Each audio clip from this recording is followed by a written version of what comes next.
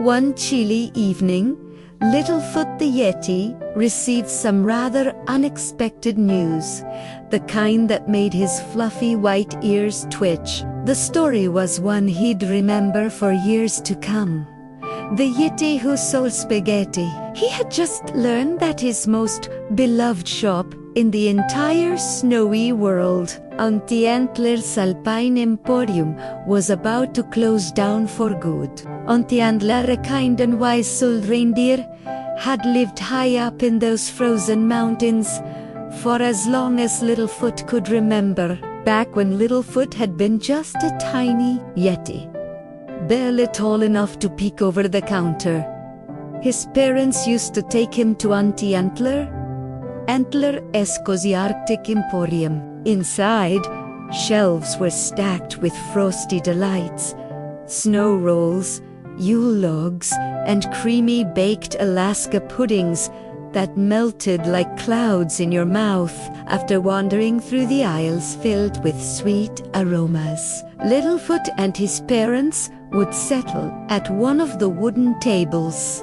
Then Auntie Antler would come trotting over, balancing a shiny tray perfectly on her antlers, carrying 3 steaming bowls of her famous homemade mountain vegetable soup. Every now and then, young Littlefoot would ask with hopeful eyes, "Auntie Antler, do you think one day you could make spaghetti?" Because, of course, spaghetti was his absolute favorite food in the world. But Auntie Antler would always chuckle warmly and say, "Oh, Littlefoot, I've never quite mastered the art of spaghetti. You'll have to get that somewhere else, my dear." Littlefoot never minded, because even though spaghetti made his heart happy, nothing could beat Auntie Antler's mountain vegetable soup, rich, hearty, and made with love. He'd always finish every last drop, licking the bowl clean with delight. Over time, the Emporium became more than just a restaurant to him. It was home. And it was on one of those peaceful, snowy nights that Auntie Antler broke the news. "Littlefoot," she said softly, "in just a few days, the Emporium will be closing its doors." Littlefoot froze mid-bite, his spoon halfway to his mouth. A small chunk of carrot slipped off and plopped back into his soup. "Closing down?" he gasped. "But why?" Auntie Antler gave a gentle sigh. "Do you know how long I've been running this place, Littlefoot?" 100 years. He guessed.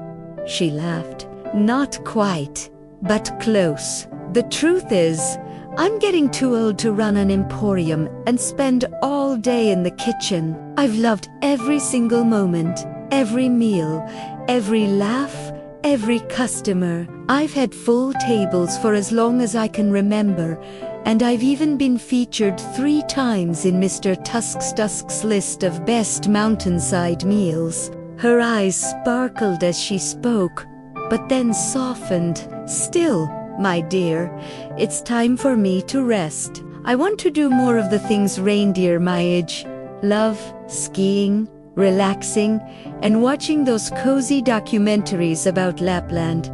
Littlefoot nodded slowly. "I understood," even though his heart sank a little. "I'll really miss your food," he said sadly. "Don't you worry, Littlefoot," Auntie Antler replied with a smile. "You can always visit me at home. I'll make you a special bowl of soup anytime." That made Littlefoot smile again. "Justa little. And what about this place?" he asked, glancing around the wooden beams, the old stone fireplace, and the shelves filled with snowflake ornaments. "Will someone else take over the shop?" Auntie Antler tilted her head thoughtfully. "Well, I haven't quite figured that part out yet, but I do have one idea, though it might sound a little wild." "Oh," said Littlefoot, his curiosity sparked. What idea? She leaned closer, eyes twinkling. You've always wished I served spaghetti here, haven't you? Littlefoot laughed. That is true. There is not a single place on the whole mountain that serves a good bowl of spaghetti. Well, said Auntie Antler, maybe that's exactly what this place needs. Next, a little emporium of spaghetti. Littlefoot blinked. That is a lovely idea, he said, tilting his head. But who would run it? Auntie Antler grinned mischievously. Why, you silly sausage, you. Of course. Me. Littlefoot blinked, pointing at himself in disbelief. Yes, you, Auntie Antler said firmly, giving him one of her long, thoughtful looks, the kind that made her bushy reindeer eyebrows arch high above her kind eyes. Just think about it, my dear, really think about it. So Littlefoot did.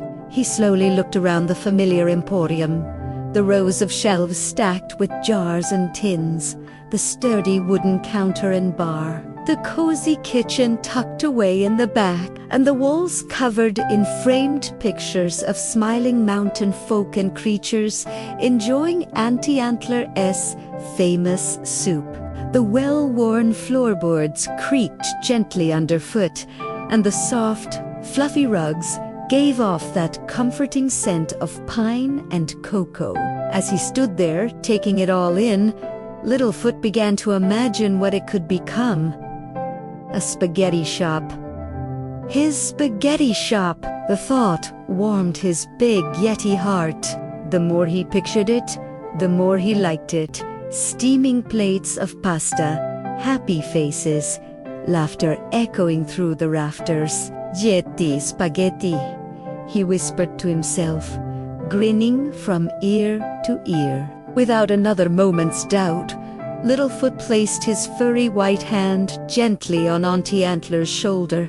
I'll do it, he said, with a sparkle in his eyes. It turned out that opening a spaghetti restaurant high up in the snowy mountains was no small task. Though the sturdy log cabin of the Alpine Emporium had weathered countless winters, it needed a fresh coat of paint and a few new touches to make it his own. Littlefoot rolled up his sleeves, grabbed a paintbrush, and set to work. After much thought, he decided that a warm, earthy olive green would be perfect. Something cozy, yet lively. Once the painting was done, he added his personal flair. Pictures of steaming bowls of pasta decorated the walls, and right by the entrance, he built to life Yeti statues made entirely from dried spaghetti, both wearing tall white chef hats to welcome guests. And the grand finishing touch, a dazzling new sign. He climbed a tall ladder and carefully hung it above the door, Yeti Spaghetti, glowing proudly in golden lights. It sparkled so brightly it could be seen all the way down the snowy street, calling out to hungry travelers near and far. Fortunately, the loyal waiters and kitchen helpers who had worked with Auntie Antler wanted to stay on. That was a great relief to Littlefoot. He wouldn't need to find a new team. But there was one big challenge ahead. None of them had ever made spaghetti before, so Littlefoot became their teacher. Donning his new chef's hat, he gathered everyone around and began the great spaghetti lessons. Now, he said, we start with the basics: eggs, flour, and patience. He showed them how to mix and knead the dough until it was smooth and springy. Not too sticky, not too dry. It's a balancing act, he said, with a laugh, like a circus performer walking a tightrope made of snowflakes. Then came the rolling and slicing, turning the dough into long, thin ribbons, as fine as angel hair. The kitchen filled with laughter, flour, and the rhythmic swish of rolling pins. Into the bubbling water went the spaghetti strands, swirling gracefully until they were perfectly tender. Littlefoot presented the first steaming bowl proudly to his sous chefs. And that, my friends, is how you make a perfect bowl of spaghetti. But that was only the beginning. Together, they began crafting sauces, creamy cheese sauces, rich bolognese, bright vegetable blends, and even a few top-secret recipes known only to the Yeti himself. And then came Littlefoot's most daring invention yet, spaghetti dessert, sweet hazelnut chocolate noodles that twirled like ribbons of joy. This, he declared proudly, will change pasta forever. Auntie Antler looked over his long list of menu items written in chalk on the blackboard and raised an eyebrow. Are you sure you'll manage all this before opening night, Littlefoot? He crossed his fingers, and for good luck, even his toes. I hope so, he said, though deep down he felt a flutter of nervous excitement. He needn't have worried. When opening night arrived, everything went better than he could have dreamed. Yeti spaghetti buzzed with life. Guests from every snowy peak came trudging in through the frosted doors, shaking off the cold and filling the air with laughter and chatter. Candles glowed warmly on each table, and an Arctic monkey sat on a stool in the corner, strumming a cheerful tune on his guitar. From the kitchen came the delightful clatter of plates and the comforting scent of tomato, basil, and garlic. Bowl after bowl of perfect spaghetti was served, and every single one was scraped clean. When the night finally came to a close, Auntie Antler looked around the packed restaurant and smiled proudly. "Well, Littlefoot," she said, "I'd say that was a roaring success." "Me too," Littlefoot replied, beaming, though his feet ached from hours of work. He had spent the evening greeting guests, fixing little hiccups, and delivering plates piled high with pasta, but none of that mattered. His heart was light, his spirit full. Littlefoot, the Yeti, who once only dreamed of spaghetti, had finally made his dream come true. What a night it had been! Auntie Antler let out a surprised gasp. "What's that?" she said, her ears twitching. A white envelope had just slid quietly through the letterbox, and now rested neatly on the welcome mat in front of the door. Auntie Antler trotted over, her hooves clicking lightly on the wooden floor, and picked it up. "Oh my!" she murmured, her eyes widening. "I think I know exactly what this is. I remember when I got a letter like this many years ago." Littlefoot tilted his head, his thick white eyebrows arching in curiosity. "What do you mean?" he asked. "What's it for?" Instead of answering right away, Auntie Antler carefully opened the envelope and unfolded the crisp piece of paper inside. Then she began to read aloud.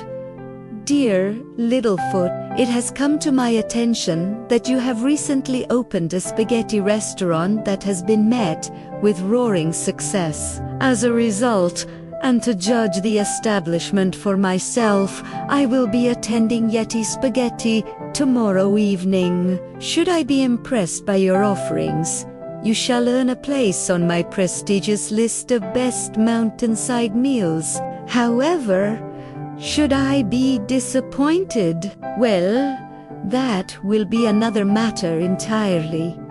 I look forward to my visit. Sincerely, Mr. Tusk. Littlefoot's eyes grew wide, and a shiver of both excitement and nervousness ran through his fur. "Mr. Tusk, he stammered. "You mean..." The Mr. Tusk, the most famous restaurant critic in all the Sleepy Mountains. Auntie Antler nodded gravely. And he's coming here? To Yeti Spaghetti? Tomorrow, Littlefoot asked, his voice barely above a whisper. Again, Auntie Antler nodded, her expression serious but amused. Littlefoot gulped audibly. He hadn't been wrong to be nervous. Mr. Tusk wasn't just the most important restaurant reviewer in the Sleepy Mountains.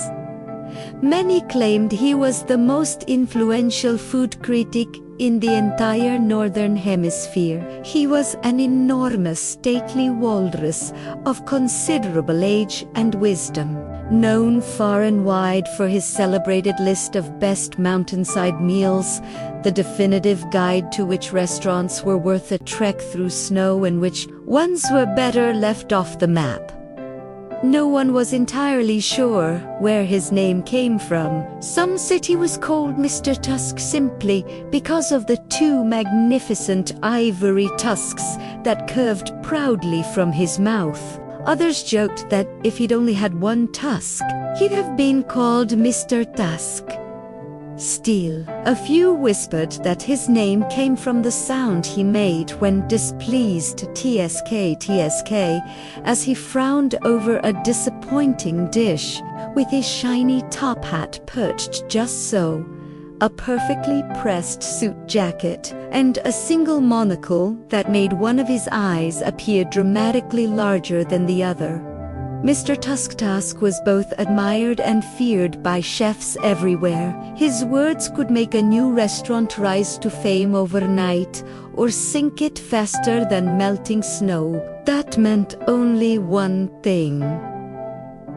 Everything at Yeti Spaghetti had to be flawless. Not a spoon, napkin, or noodle could be out of place. Littlefoot assumed that the next day would drag on endlessly, as days often do when you waiting for something nerve-wracking and important, much like counting down to your birthday or Christmas morning. But to his surprise, the hours seemed to fly by. He supposed it was because he stayed so very busy. He scrubbed the countertops until they gleamed, polished the lamps until they sparkled, and even trudged all the way down to the frozen tundra to gather fresh alpine flowers. Back at the restaurant, he placed the delicate blooms in little vases on every table. He checked the kitchen from top to bottom, lined up every pot and pan in perfect order, and gathered his staff for one final pep talk. Tonight, he told them, we cook like never before. Let's show the mountains what Yeti Spaghetti can do. Before he knew it, the sun had begun to set. One moment, golden light bathed the snowy peaks, making the crystals on the ground glitter like the next.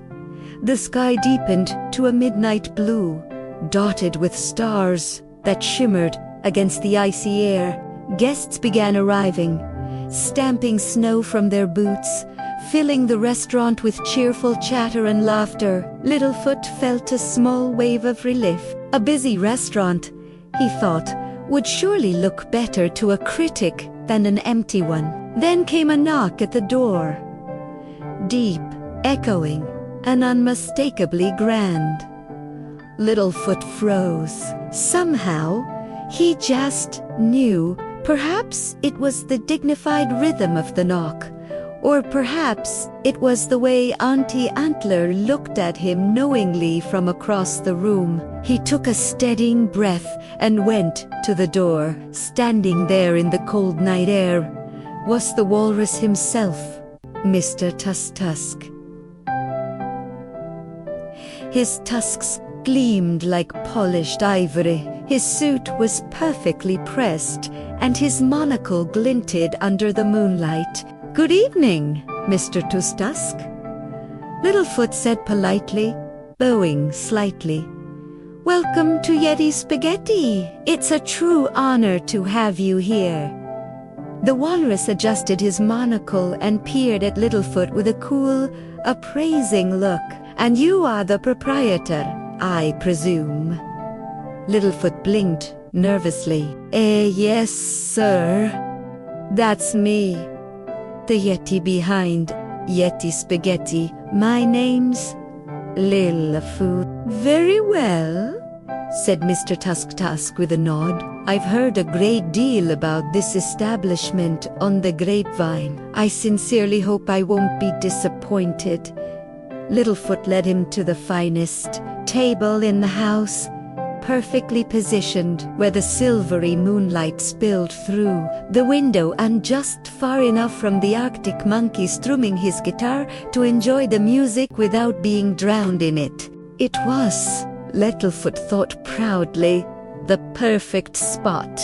He handed Mr. Tusk a menu, as you might guess from the name.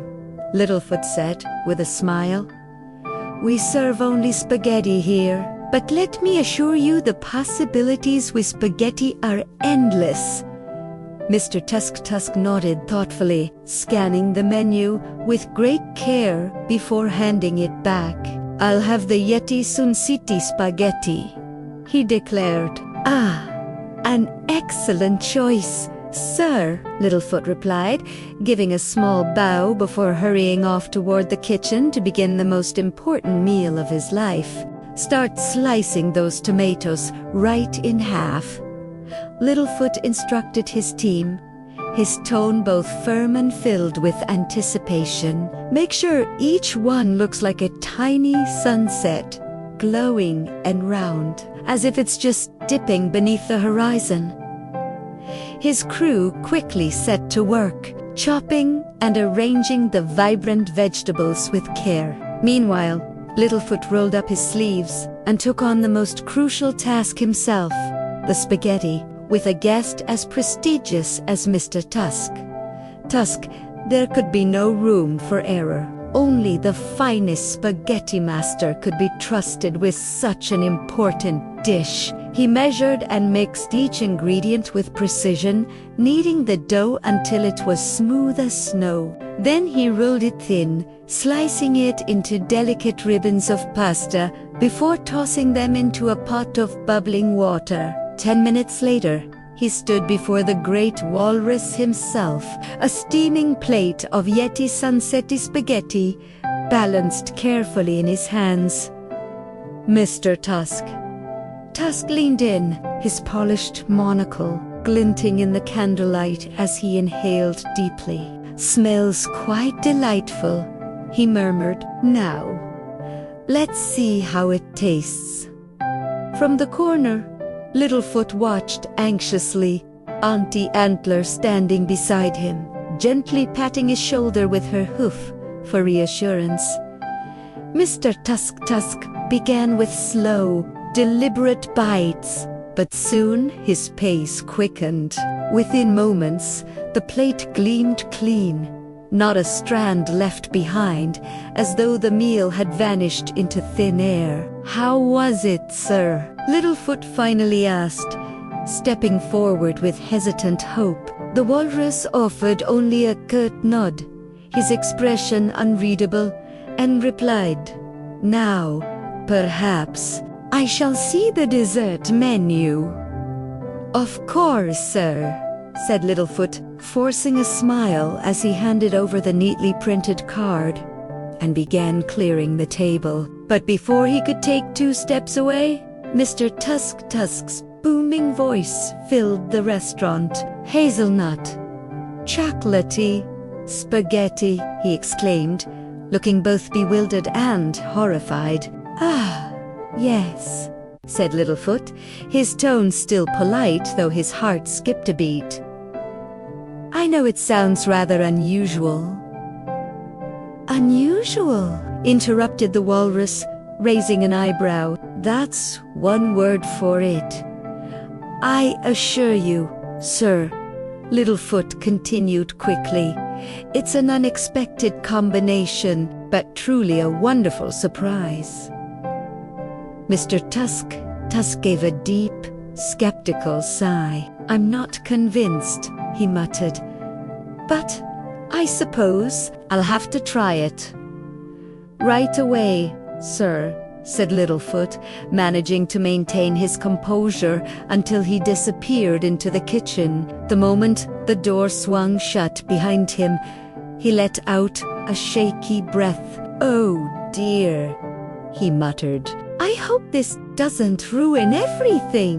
With great care and a touch of nervous trembling, Littlefoot prepared the sweet spaghetti. Soon enough, he carried the plate to the table, setting it before the walrus, then stepping back quietly. Mr. Tusk frowned, glaring down at the glossy noodles, then leaned closer to sniff. His face twisted slightly, unimpressed.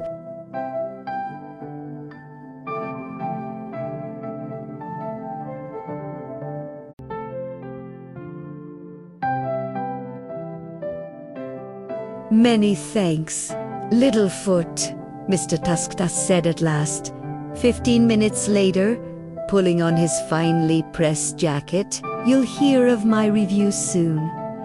When the door closed behind him, Littlefoot sank to the floor with a sigh of pure exhaustion. The tables were cleared, the lights dimmed, and the restaurant stood quiet once again. Auntie Antler trotted over, her expression soft and motherly.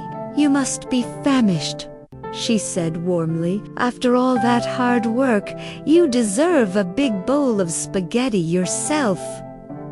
But Littlefoot only shook his head, chuckling weakly. "For the first time in my life," he said, "spaghetti's exactly what I don't want." "Then what do you want?" Auntie Antler asked. He smiled gently. "A bowl of your mountain vegetable soup." Auntie Antler's eyes twinkled with affection as she nodded and went to the kitchen. Moments later, she returned with a steaming bowl of her hearty, fragrant soup. Littlefoot took a grateful sip, warmth spreading through him as they sat together, chatting softly in the peaceful glow of the empty restaurant.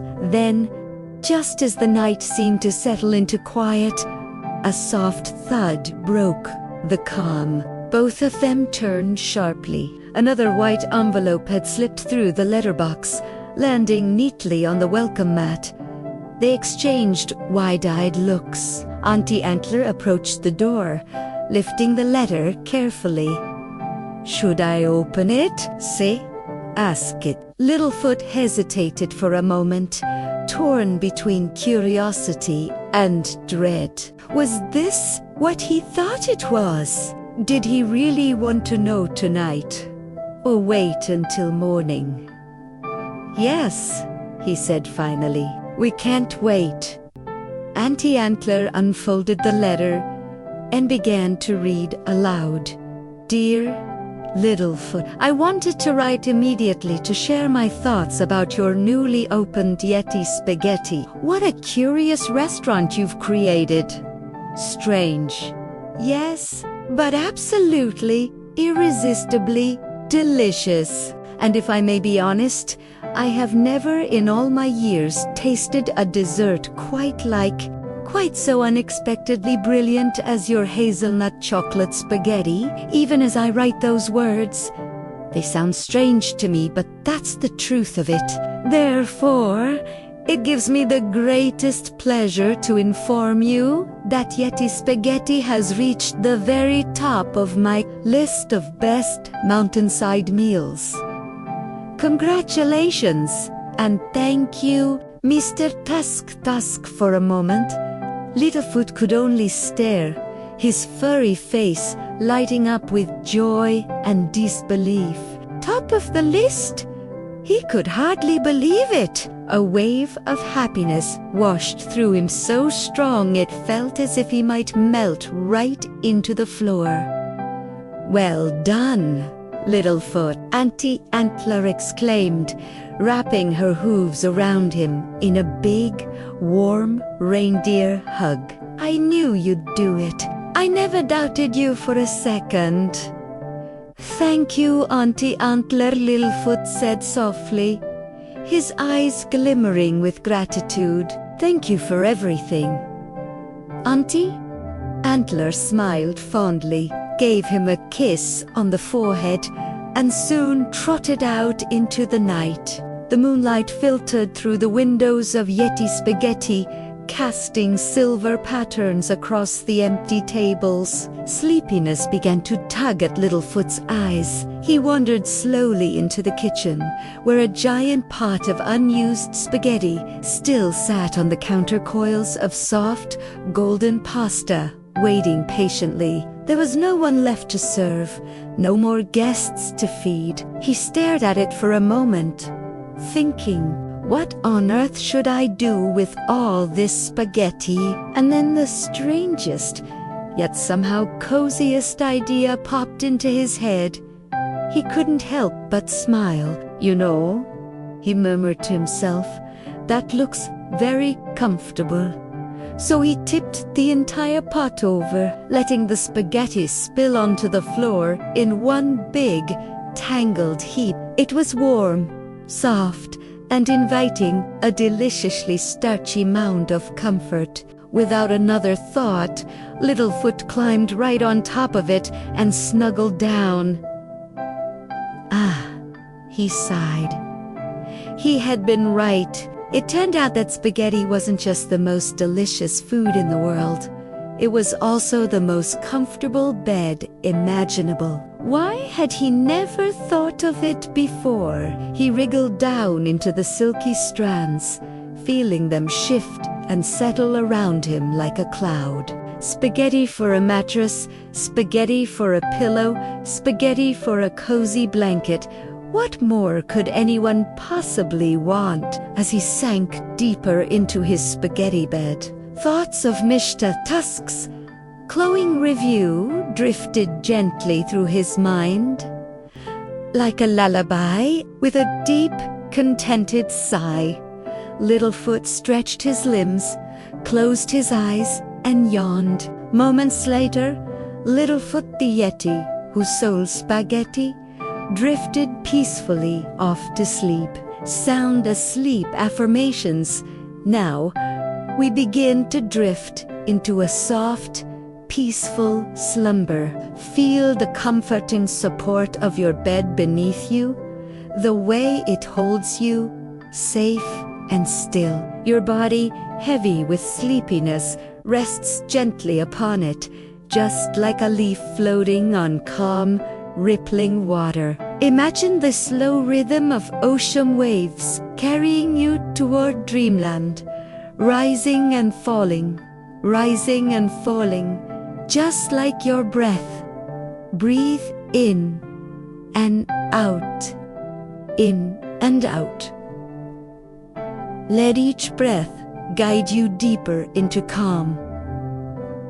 Close your eyes now. Let your eyelids grow heavy and your body melt into stillness. Feel your arms, soft and warm. Feel your legs and feet, heavy and relaxed too. Now, gently turn your attention inward. Your body is resting, your mind quiet. Imagine your mind as a tiny glowing light, free to wander through your body like a friendly little traveler, moving through a cozy house, checking that all is well. Let it visit your breath first. Notice the air as it moves through your nose, cool and quiet. Feel it travel down into your chest and belly, rising and falling, rising and falling. Good. Just keep breathing slow and steady as you drift deeper and deeper towards peaceful, wonderful sleep.